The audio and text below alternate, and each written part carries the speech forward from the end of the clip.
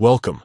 In today's video, we'll guide you step by step on how to allow others to share your Facebook posts to their stories.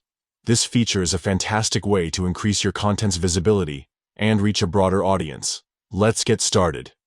First, open the Facebook app on your mobile device. Once you're on the home screen, look to the top right corner of the app. You'll see three horizontal lines, often referred to as the menu icon. Tap on it. Next, scroll down until you find the option labeled Settings and Privacy. Tap on it and then select Settings from the drop-down menu. Now, under the section titled Audience and Visibility, look for an option called Profile and Tagging. Tap on it to access more settings. Once inside the Profile and Tagging menu, scroll down until you see the setting that says Allow others to share your post to their story. By default, this option might be turned off. To enable it, simply toggle the switch to turn it on. And that's it. By activating this feature, you're giving others permission to share your posts directly to their stories. This not only increases engagement, but also helps your content reach new audiences through their networks.